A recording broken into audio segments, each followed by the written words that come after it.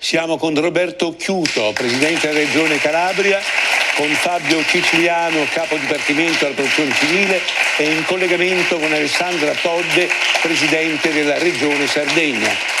Abbiamo invitato naturalmente anche il Presidente Todde. È d'accordo su questa legislazione così farraginosa che mette in condizione le amministrazioni locali di impiegare un sacco di anni? Sono d'accordo, perché quello che accade è che spesso le conferenze dei servizi sono l'atto finale di un processo che dura troppo a lungo, e quando ci sono temi legati alla ricostruzione di una strada, alla mitigazione del rischio idrogeologico, al fatto di per esempio poter pulire un canale. Le voglio fare un esempio pratico. Noi ovviamente abbiamo dovuto fare molta prevenzione, quindi abbiamo lavorato per pulire i canali. Lei sa che un sindaco, se toglie il fondo, il fondo di un canale, la terra, la sabbia che c'è in fondo a un canale, e la deposita nel bordo, quello diventa un rifiuto speciale, quindi se non fa delle pratiche particolari rischia di essere denunciato. Ad alcuni dei miei sindaci è capitato. Quindi c'è una legislazione che sicuramente bisogna rivedere per semplificare anche delle cose che sembrano banali e scontate ma non lo sono. Presidente Todde, quali danni ha subito la Regione Sardegna dal ciclone Harvey?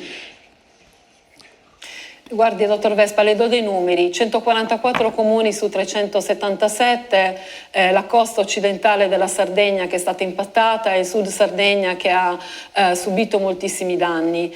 Noi abbiamo, devo dire, lavorato molto bene con la Protezione Civile Nazionale, che ringrazio, e la Protezione Civile Regionale, e tutti i sindaci e tutti coloro che sono stati coinvolti hanno fatto squadra. Questo ci ha permesso di contare i danni e di non contare vittime, e di avere anche un numero di sfollati che sono stati molto pochi e veramente temporanei.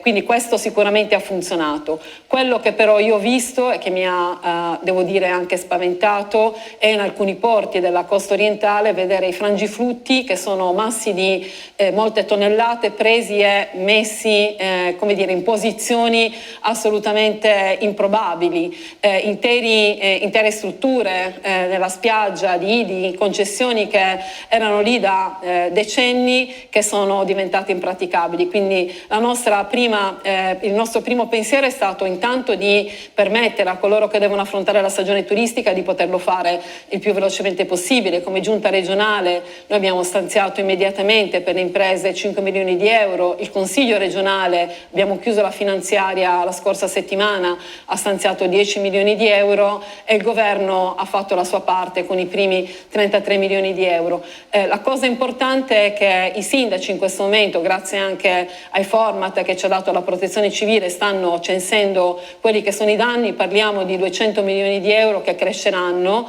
perché sono state colpite infrastrutture anche importanti. Penso per esempio ad una strada, la 195, che è la strada che collega Cagliari con Sud Sardegna, che è praticamente andata sott'acqua. È stata riaperta subito grazie all'ANAS e agli uffici regionali, però chiaramente ha subito dei danni strutturali che stiamo valutando e che dobbiamo ovviamente riprendere con un progetto nuovo. Quindi credo che i sardi sono un popolo orgoglioso, si riprenderanno, però i danni sono ingenti.